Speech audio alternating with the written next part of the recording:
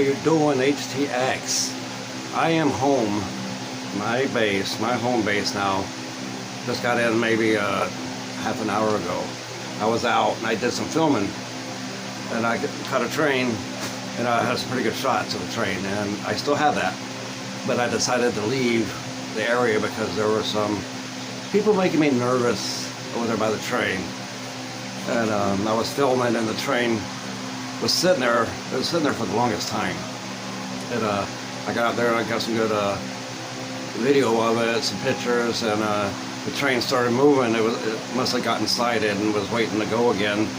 So I got some good video of it, and after the train passed by, I was watching it go down the track, and some people started calling out to me, not by name, but hey, you know, and asking me who I was, and I didn't want anything to do with that, so I got out of the area, protect myself, had my knife in my hand. That part's also in the video that I'm going to show you in a minute from when I got out there. So I'm pretty much repeating myself right here, but anyway, you know, the fascination with trains is, you know, they're such powerful pieces of equipment that travel from coast to coast, transporting your cargo for you, you know, and everything. It's really important, you know. And I heard recently about the train derailment in Ohio, and that's like terrible news for that area, you know. And then a week later, another train derails in Ohio. Luckily, it was not carrying any hazardous chemicals or any chemicals, as far as I know. So I believe the Ohio railroad system is going to be investigated big time for this, but I'm not going to get into politics. But you know, I was down there a while ago filming some good stuff. You know, it's kind of a nice night out, a little warm out, but it's not full-time summer. So I was down there and I decided to leave, and I just came home to finish this up, or pretty much start it and finish it. But you know, you know, it always reminds me of the first time I ever hopped a freight train. I was with my dear friend Melissa, aka Straps, and rest in peace too, by the way. She sadly died in a horrible accident in I believe it was in North Carolina or South Carolina. And anyway, I'm going to keep this video happy, you know, and you know, but I was also with these two girls from Canada, and we were traveling, and we hopped out in Philadelphia, or waiting in a train yard for, it seemed like a few hours, you know, and then finally a train showed up, and that's the one we wanted. We were trying to go to Richmond, Virginia, and train gets up there, and we had to ride piggyback, which is like really not a great way to travel that way, because, you know, you're laying flat on your stomach or on your back, or you can lay on your side if you want to risk it, because there was a 18-wheeler container over us. Like, we didn't have a lot of room to sit up, you know, and we were exposed to being seen, you know, so that wasn't a really good ride, but we were just really trying to get out of Philadelphia, and it was a overnight train, and so we left, and we're going down the rail, and like I'm just laying there next to Melissa, then the two Canadian girls is like laying on their stomachs facing our faces, so we're like that, you know, and it's just like I think I signed off for a while. I must have took a nap, because I woke up, you know, and I saw some beautiful view. We went over this really high up train bridge, and you know, I looked down, it seemed like for miles, to a river down below. I wish I had known where we were going at the time, too, and I wish I had these cameras, phone camera, or even a film camera at the time. I'm not good with heights either, so looking down over a train bridge when you're riding piggyback, that really kind of, like, I white knuckled it hanging on to this side of the platform we were laying on. But eventually the train comes to a stop, and we're laying there, you know. Next thing you know, we hear walkie-talkies, then we hear someone tapping a hammer or something on the side of the car we were on, telling us to get off the train. So we had to get off the train. Then he said, go talk to the officer down there, and there was a policeman, and he was likely a CSX cop. In fact, it was a CSX cop. I saw his patches, so we were riding CSX. and he's asking for our IDs. He ran our IDs. They also ended up pulling like 10, 15, maybe 20 other riders off that train. So we're all standing there talking to this one cop. He's running our IDs. He gives me mine back. He gives the girls theirs back. Checks everyone out. And they give us a little, speech. Hey, don't do this. It's dangerous. We're like, well, no. So I'm not going to arrest you guys right here, but if we find you on a train again, you will be arrested. So we're like, all right, and he let us go. And before he left, I said, where are we? And he tells us we're like 5 miles outside of Baltimore. So, all right, so we're in Maryland. So we eventually got to Baltimore. We had to find a place to catch a city bus, and we found a McDonald's nearby, and just luckily there was bus stops around it. So we waited for a bus, one going towards Baltimore, and got on that bus. Finally got to Baltimore, hanging out by the harbor. And so we were kind of like, we found out, I didn't know it at the time, but Melissa found out like the reason that train got stopped. It wasn't necessarily us. There were some young, unexperienced young people sitting in plain view, waving at cars, and all that as they passed by, not trying to hide themselves. And so I kind of heard Melissa said she kind of heard the cops saying that. And so I was like, oh, all right. So, I know we were probably seen too, but we were not acting stupid, waving at cars and letting us be seen. And so, that was my first experience of riding a freight train. And we eventually got to Richmond, but we ended up taking a Chinatown bus. After a few days in Baltimore, we wanted to leave Baltimore, and we weren't doing good on hitchhiking. And so, yeah, we finally got to Richmond. Anyway, the video I'm going to show you next is what I just did in the last couple hours, less than a couple hours. I wasn't out there that long, although sometimes you lose track of time when you're out there doing these videos. And I suggest, if you're doing videos, I don't care if you're a professional, amateur like I am, just doing this for fun for YouTube, be smart. Be smart where you're filming. Because, like I said a while ago, some people were like making me nervous over there. Always be aware of your surroundings. Always try and listen, even though I had my earbuds on, because I used a microphone on it for the my phone camera right here. And I want to apologize too for the video you're about to see. Pardon my heavy breathing, because I was trying something new with my earbuds and microphone. I had the microphone going like right up under here. See if I can get some better sound. It's not really a better sound, and you can hear me breathing heavily because I was walking a lot. I'd walked a long ways because I saw this train sitting down there at the siding all the way from it was like a 20-minute walk. But I see the red flashing lights at the crossing, and I see a train sitting there, and like 20 minutes later I get up to the train to start filming some stuff. But always be aware of your surroundings and where you're standing at, and watch out for hazards like falling or tripping. I actually seen that happen recently with what looked like a pretty professional cameraman. He was walking backwards, filming someone dressed up nicely. It looked like a professional thing he was doing, and he stepped back in an open water meter hole. The lid was open. He stepped back in it and fell. He's okay. And they got him up, and his shoes were soaked with water too, and I think it was more embarrassing than anything for him, so I'm glad he's all right.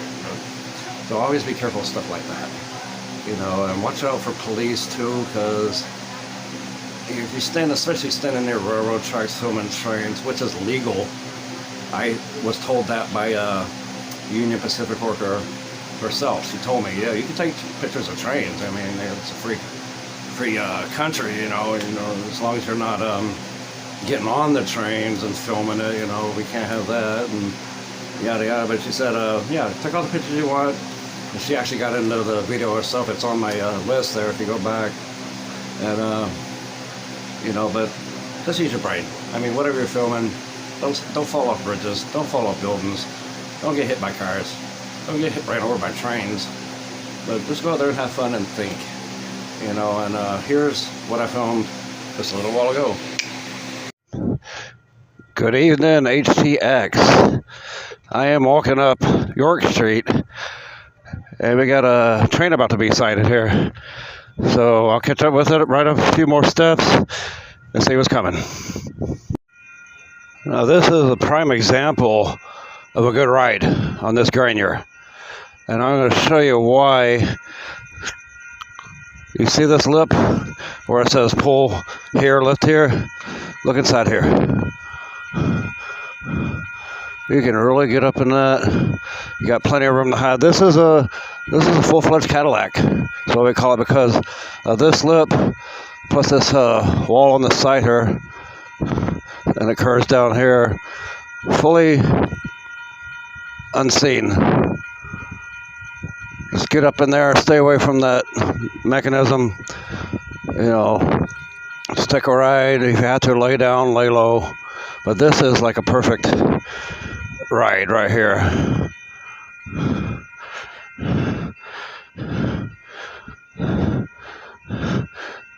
And if I had somewhere to go, I would. But wow, you know, this is the first time I ever really gotten a good shot inside one of these Grainiers right here. And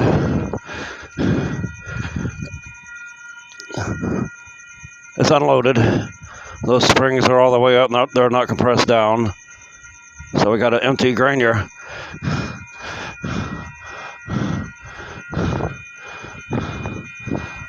Pretty cool. Oh, I think they're releasing the brakes. I hear hissing.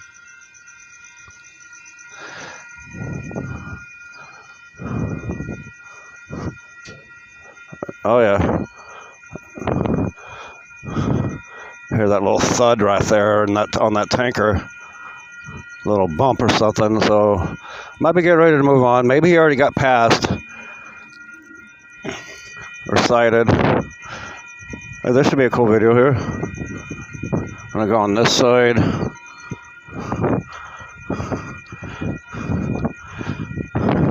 Yeah, I walked all the way down from Navigation Street.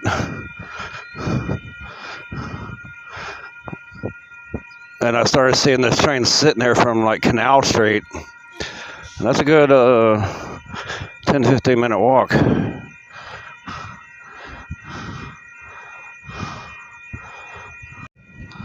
And we're about to move. Here we go.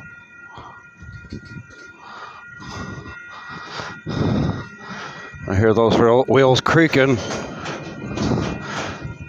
Goodbye, Cadillac ride.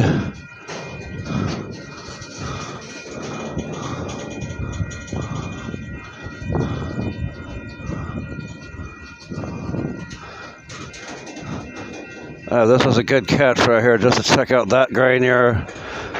We got another Cadillac right there. Another Cadillac behind that. This is a train hopper's dream right here. For those who like riding the Grainiers, but when you do ride, I would suggest being on the back of it, not going in the direction the train's going, like right there. You get less wind in your face.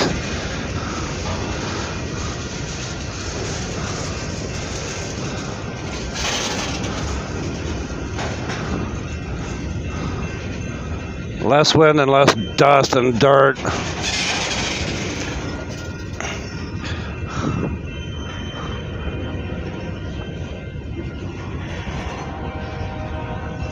Yeah, he's signaling ahead with his horn. I got some artwork here.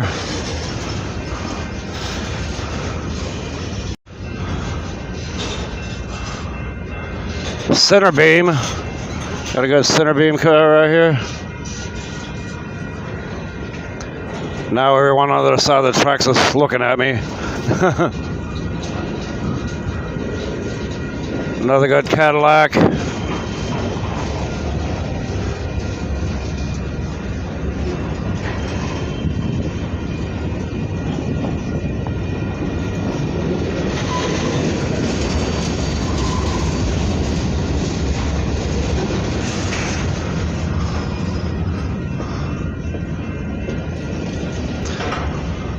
Yeah, I'm standing on a one-way street too, so there's like no one directly behind me. I was over here a little bit ago, but there was a undesirable looking person looking like he was trying to hop over the porches of these Grainiers to get to the other side, and so I walked back the other way for a bit. And there might be another train coming up on the other tracks about a little ways down right here.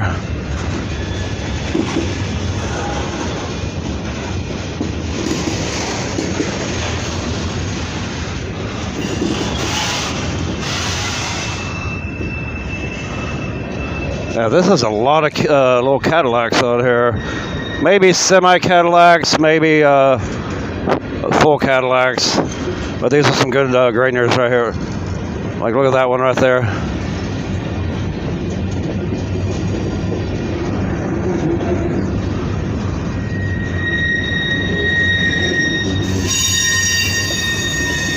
The side of that Grainier said "Killing Time" painted on it.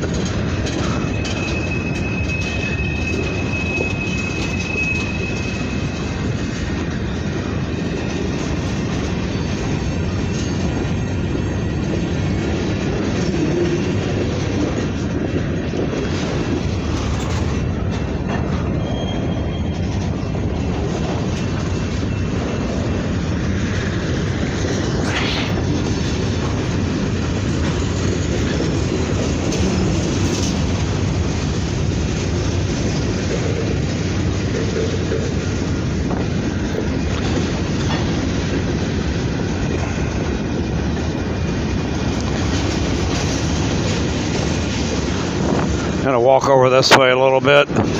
There are some people walking up behind me. Kind of a shady area I'm in, and it's a full moon tonight.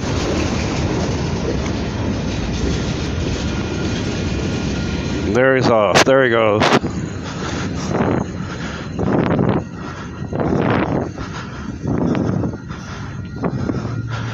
On his way to wherever he is going.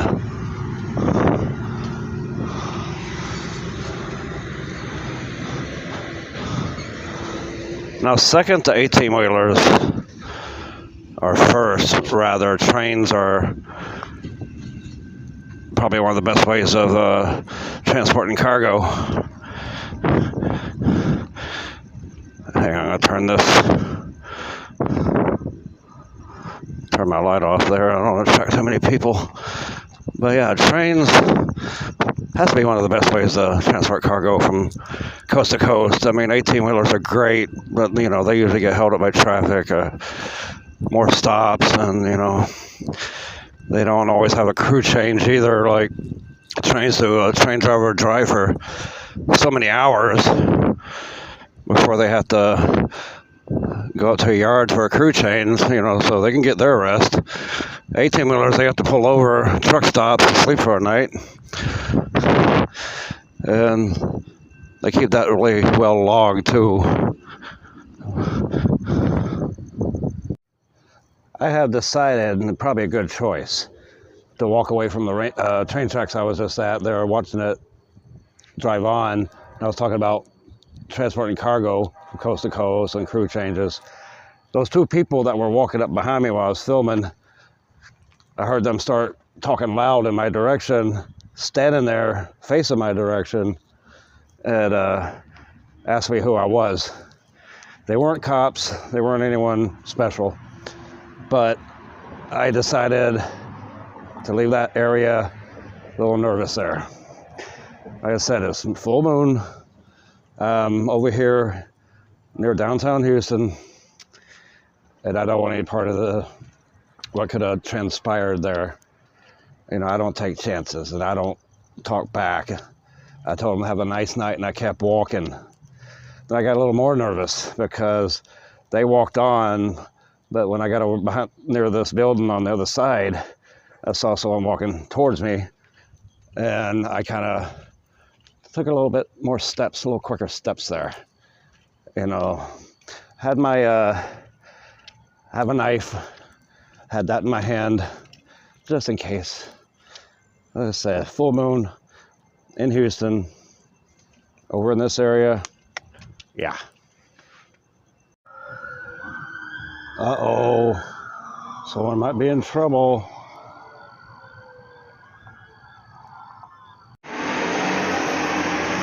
There's the old Metro 29 bus. I think it's 29. Is it 27? 29.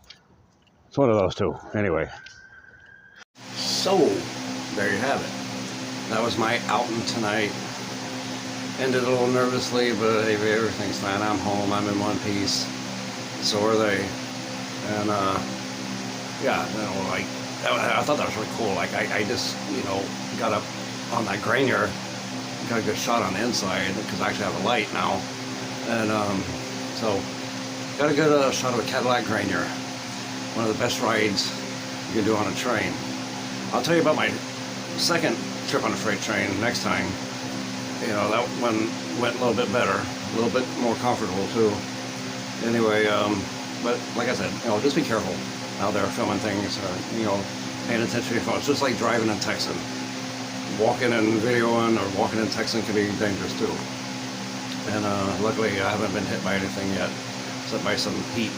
When summertime's around here in Houston, you know, it gets really hot.